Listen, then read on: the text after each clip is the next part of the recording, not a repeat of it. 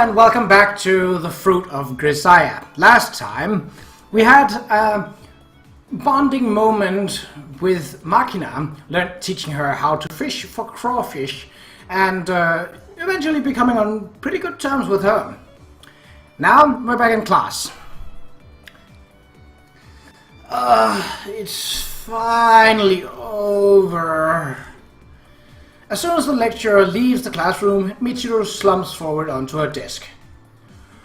We've only gotten through 2 periods. Are you out of stamina already? I know, but when it's nothing but lectures, I always end up like this. Hey, Sachi, my mechanical pencil is empty. Do you have any spare lead lying around? Yes, here you are. Ah, thanks. Yeah, this is the stuff. Very convenient for blocking x-rays. Shame about the poisoning and all. What the heck? This is a lump of actual lead. Hehehe. Huh? What? Am I being bullied here? Did Sachi finally get sick of lending me lead and erasers and stuff every single day? Could it be that she secretly hates my guts? That's quite the imaginative leap in logic there. Hey, Sachi, hurry up and resolve misunderstanding. Qa'Rajh is gonna melt into a puddle. Please excuse me. Michiru-sama was asking for this instead, yes? Sachi hands Michiru a new lead for her mechanical pencil. Jeez, give me a break, Sachi. I was a teensy bit nervous there for a minute. You've got the heart of a flea. Excuse me?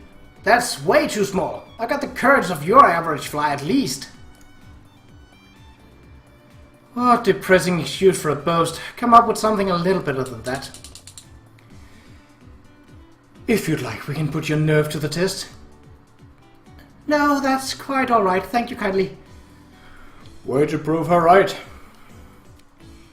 Hey, Sachin, give me a loose leaves. A loose leaf notebook. Is it? Here you are, Maki-chan. Grazie. Mwah, mwah, mwah. That's enough, Makina. No rotting in the classroom. Ah, a buzzkill has arrived. Let's continue this later, in bed. I'm willing to bet she saw some spy movies yesterday. But anyway, you really got the work, Sachi. I might. I'm not sure what sort of works you're referring to. What?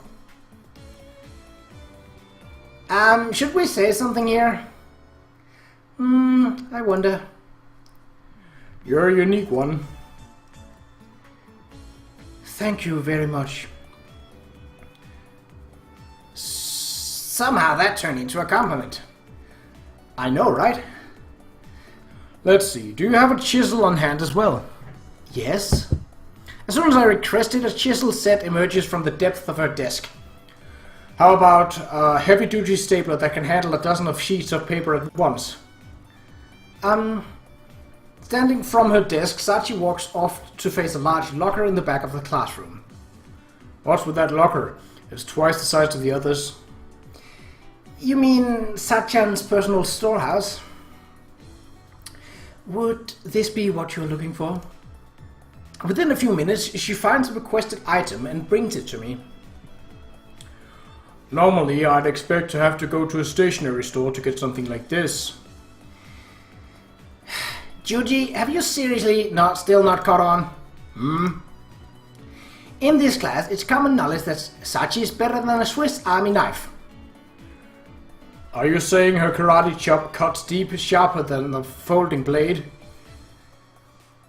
No, it means that Sachan's unbelievably versatile and resourceful. I see. Well, considering her apparent skill and devotion, I suppose she is well prepared to deal with most requests. That proverb has a bit of a story behind it. Ooh, story time. It was a blistering summer day. The classroom AC had broken down under the heat's assault. More cicadas, eh? Today's so freaking cold that cicadas won't last long at this rate. Hey, Chiru, let's do nabe for lunch. Nabe, gotta warm yourself up inside and out. Oh, Makina have some good ideas now and then. What on earth? Who knows? Perhaps their brains have boiled. Boiled, you say? I know, right? Hot pot in school sounds pretty cool, yeah? Yep, your wisdom took me by surprise. Alright then, Sachi, I'll leave preparing the nabe set to you. Yes, with pleasure. Just kidding, as if you could find stuff for a hot pot in this season. Wait, huh? Sachan, where did she run off to? She went to gather things for Nami, presumably. No way, I mean, we were just kidding around, right? Yeah, I mean, it's not like she could pull something like that out of her hat on a moment's notice. I seem to remember hearing her accept the request with pleasure. Now that you mention it, she really did accept. At first, everyone was skeptical, but when Sachi finally returned at the end of the 4th period, having skipped class entirely... Thank you for waiting.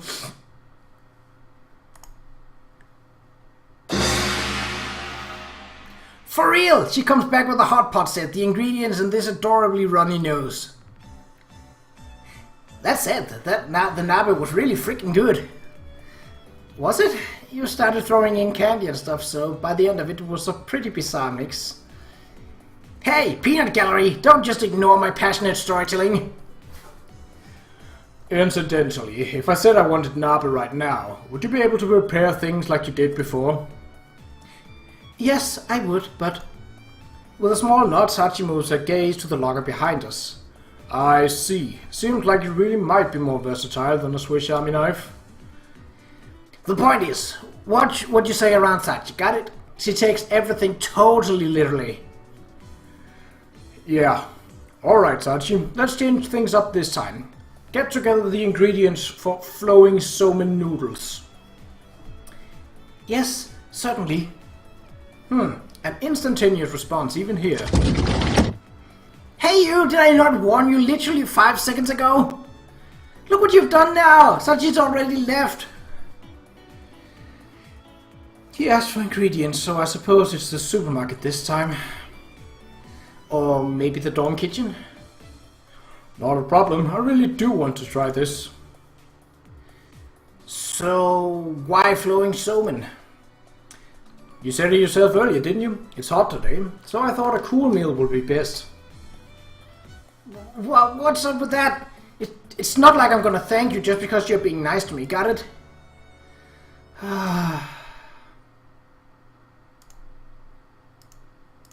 There's a lot of dots there. Okay, this looks about right. With a careful check of the bamboo flume that makes up the small canal, I've confirmed that the water is flowing smoothly. Having explained the gist of things to the others, I spent the last 2 periods obtaining the necessary materials and putting together a simple angled bamboo gutter on the roof. I'm hungry. A few minutes after lunch break begins, my classmates, excluding Sachi, emerge. Whoa, what's this? The flowing part of flowing somen, I believe. I know that. I'm asking why it's on the roof of our school. Yuuji-kun, did you make this thing? Yeah, there's a bamboo grove within walking distance of the direction of the mountain, so the materials weren't hard to come by. You skipped class to collect bamboo in the mountains? This will be the first time I've skipped class, come to think of it. What? You're telling me you haven't cut class even once before? Yeah, I suppose you could say that. That's pretty unusual in this day and age. Also, I used Moso bamboo for this thing, but when you're looking to make more intricate goods like a hamper or strainer for more flexible, Madake bamboo is better suited to the job. If you can tell the difference between the two, it'll come in handy when you're trying to live off the mountains. Keep it in mind. I don't think female students typically need to worry about living off the land. True. Thank you for waiting. That door is a bit loud, isn't it? Sachi joins us, carrying a large tote bag on her shoulder.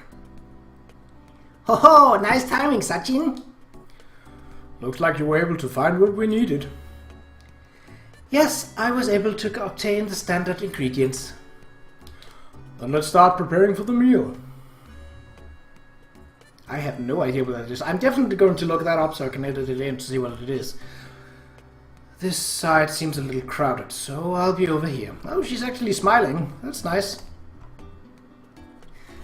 Or so she says. Maybe you just want an upstream position because you're burning with anticipation. Would you like to find a blade floating in your direction?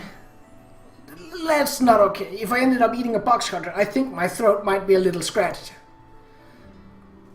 You ready, Maki-boo?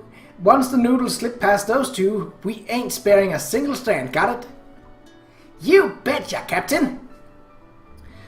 After I distribute a pair of chopsticks and a bowl of soup for the noodles to everyone, they take up their desired positions around the bamboo gutter. It seems like the falw and somen is a rare experience for everyone, not just me. Well then, Miss Sachi, throw us the first batch, please. I think that's a pitch. Yeah. Certainly. In response to Michiru's yell, Sachi releases a few strands of somen noodles into the waterway. Ah. There! Catch! Mmm, tasty! Hey, don't give me that luck. Better luck next time, Yumiko. I'll show you. Hey, Amane, might this be a really bad position? It's fine. Once they start putting a lot in at once, I'm sure it will get past those two. Oops. Okay, Sachi, round 2, please. Well then.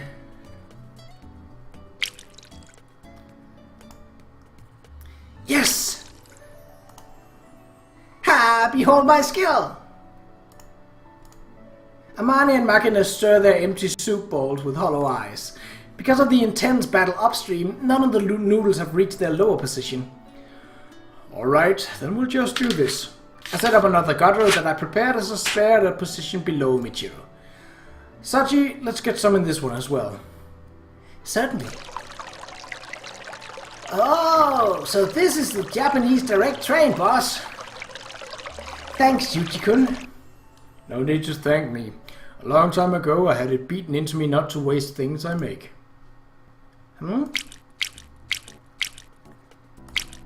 I glance to my side where Sachi is silently floating somen noodles down the waterway. At this rate, you're not going to get any, Sachi.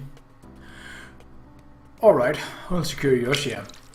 Scooping noodles directly from the original container, I deposit them in Sachi's bowl. Thank you very much. Ah, that's cheating! Why just Sachin? If that's an option, I want Yuuji-kun to feed me directly too. A pair of observant hunters are on me in seconds. Hold it. If everyone starts taking noodles directly, it's not flowing somen.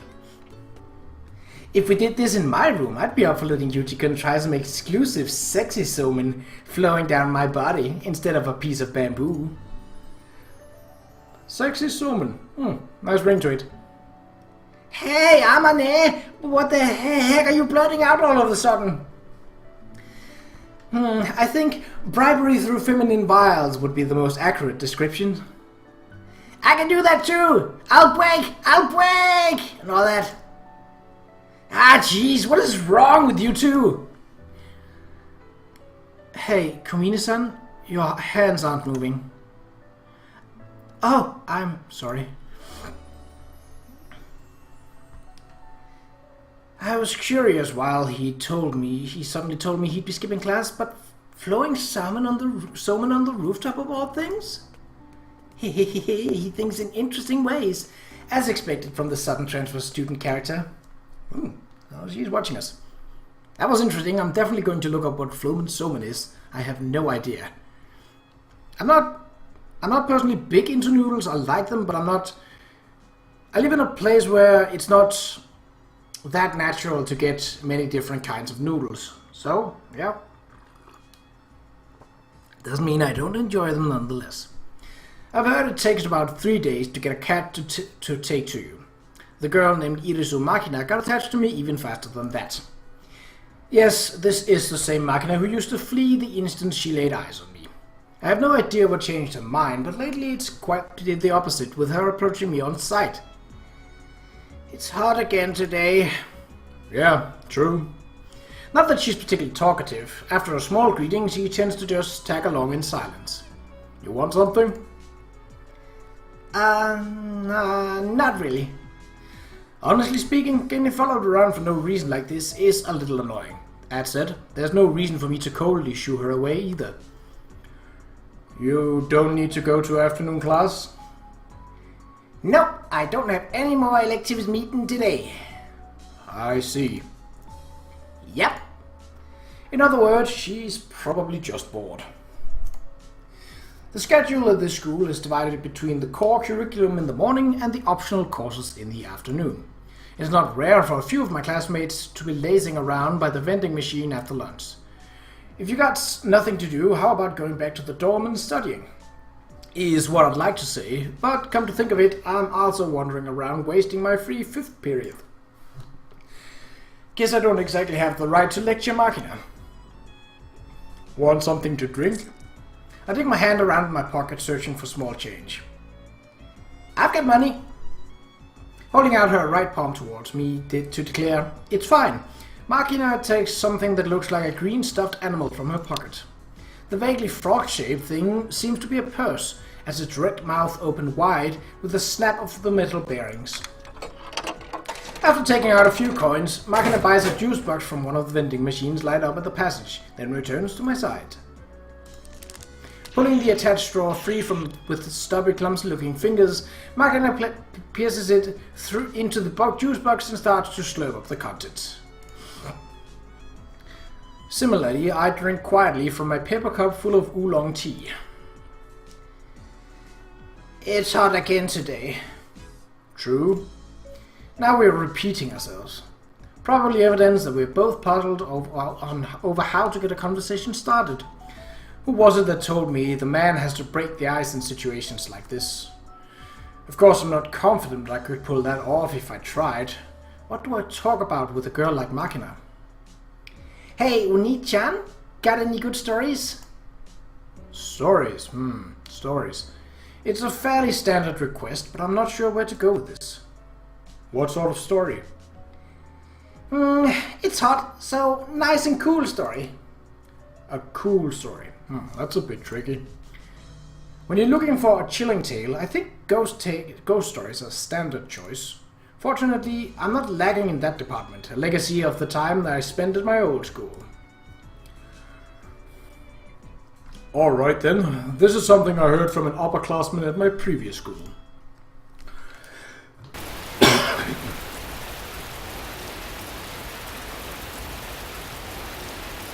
This is a story of an American soldier who found himself on a southern island in a night flooded with lukewarm rain. The soldier was making his way south through the darkened jungle amid the pelting downpour, following a native trail with 8 companions. The objective was an enemy anti-aircraft position. The rain had been falling for 2 days straight, leaving the ground swampy as a paddy field. With the moon hidden by the thick storm clouds, the soldiers couldn't even see the back of the comrade walking 2 or 3 meters ahead. The squad's nerves were already worn by suggestive darkness of the night jungle, but the relentless rain piercing through the tree canopy was slowly sapping their endurance as well. And on top of it all, the rough mat they received from the scouts was vague to the point of uselessness, good for little but further fueling their anxiety.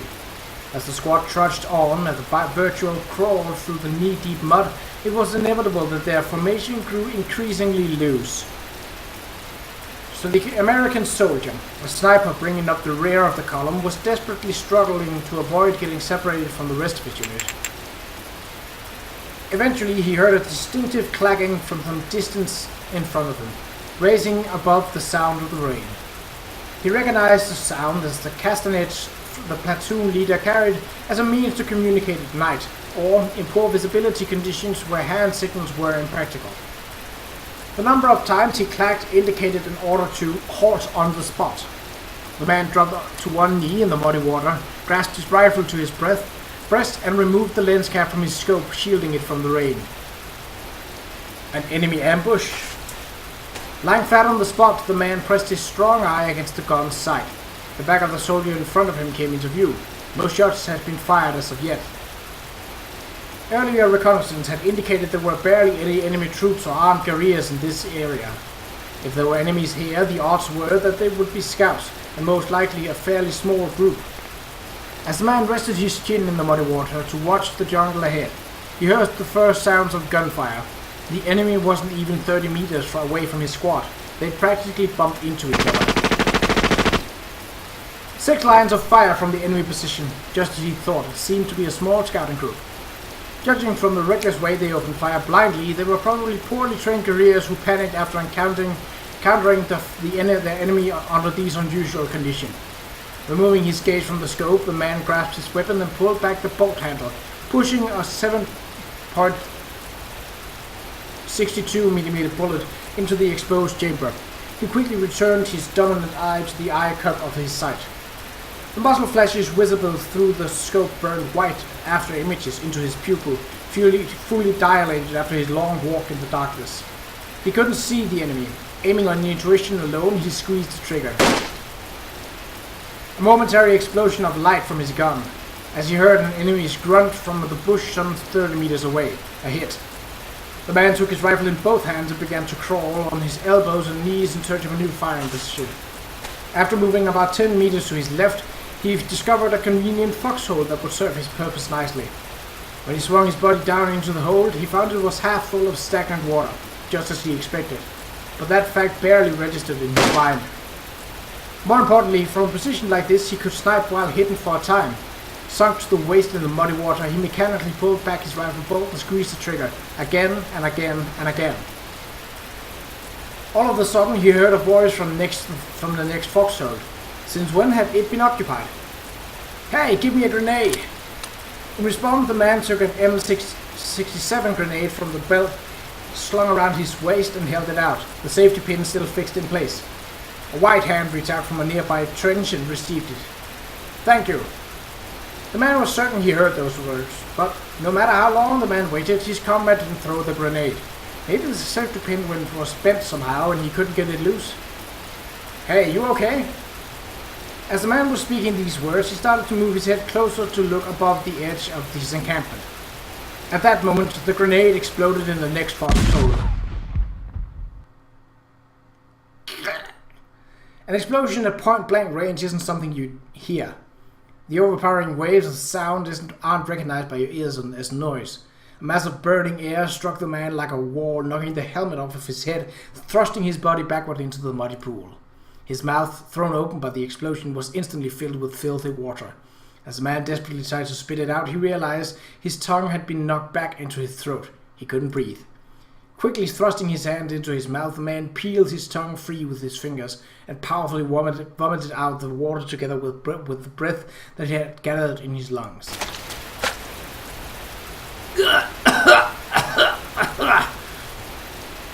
His throat was burning from inhaling the explosion's scorching wind, and he couldn't stop the tears that were pouring down his face. His head felt like it had taken a direct hit from a fastball made of concrete, and his ears were filled with a high-pitched ringing. "Hey, you alright? Get it together!" Curled up in the muddy water with his head in his hands, the man heard the voice of a comrade. At least his eardrums weren't shattered. He had felt himself being dragged out of a foxhole by both hands. "We got to move! Temporary withdrawal! Can you walk?" It took all of the man's effort to nod his head. He couldn't see, his ears were barely functional, and his throat was on fire. He couldn't even speak. The man began to run his hands across the ground in panic. His comrade knew what he was looking for. The man felt a rifle pressed back into his hand. Reassured by the familiar feel of his weapon, the man slung it onto his shoulder, his hand still clutching the ground as he fled the place in a crawl.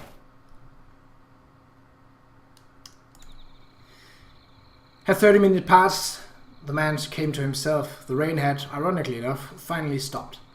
His vision had largely recovered. When he looked around, he saw his companions, all just as filthy with mud. "Hey, Shorty, you still alive?" The sniper was still scurrying along the ground when that voice called to him. It belonged to a black man who had joined the army at the same time as him. They'd been in the same squad in their training days as well, and the black man was his closest friend in the platoon. His greeting was casual as always. "Give me a break." The man re-shouldered his beloved rifle and told his friend about the hand grenade accident. That voice from the next foxhole. The grenade he handed over in response. Moments later, the explosion. The man angrily spat out the details of his brush with death through another stupidity. The black man listened in silence. When the story was over, after a brief pause, he finally spoke. "Huh? The hell are you talking about, Shorty?" The black man said his story was impossible. Come to think of it, of course it was. The man was the unit's birdman, the rear guard, the end of the line. Usually the birdman marched 10 to 20 meters behind the squad. There was no way an alley would have been encamped only 2-3 meters from his position. Even considering his movements to change his firing position, he couldn't have met anyone until the unit broke into retreat. I mean, let's say you're right and some jackass dropped a grenade in his own foxhole. Okay, who was that? When the man looked around his surroundings, all 8 of the squad's other members were accounted for. A few were lightly wounded, but clearly none of them had been on the receiving end of a grenade blast recently. So, who the hell did you give that grenade to? In response to his friend's words, a shiver ran down the man's spine. After rejoining the main force and completing his report, the man told his story to a grizzled veteran. The sergeant major had an explanation of sorts for him. "That place is right around the site of an old battle where many Americans died. Ugh. Among them were many wounded who had been cruelly, slowly butchered by guerrillas with spears and bayonets, and some who had reached to grenades in their waist and pulled out the pin rather than to be tortured to death." So, in the end, who had taken the man's grenade? Perhaps a lingering spirit, still clinging to the battlefield, evil in death. Or so the story went. What do you think? Got a bit of a chill? What the heck's wrong with you? I peed myself a little bit. Oh, sorry about that. Forget it. As if I could. I'm gonna cry on the way to the bathroom tonight. My bad. Next time you tell me a story, make it a slightly happier one, okay? Huh? Yeah, got it. Makina throws her empty juice box into the trash can and starts to patter away. As usual, she leaves as quickly as she arrives. But this time, after walking about 3 meters, Makina stops on the spot and turns back to me. Hey, Oni-chan? What? Do you think there's life after death? Life after death? Can't say for sure since I've never experienced it firsthand. If you believe in it, then maybe there is. In the army, there's a popular story about an afterlife exclusively for soldiers. It's a story you'll find in the armed forces of pretty much any country, in pretty much identical forms. If you believe an afterlife is waiting for you, it will be. I'm sure it's something like that. Gotcha, thanks. Okay, see you later. With those words, she runs off, this time without looking back. I don't think I said anything particularly interesting, but hearing words of thanks naturally lightens my mood anyway. Drinking up the remaining oolong tea with a gulp, I throw the empty cup in a trash bin and walk off toward our classroom for the 6th period class, which we will take in the next episode. So for now, take care.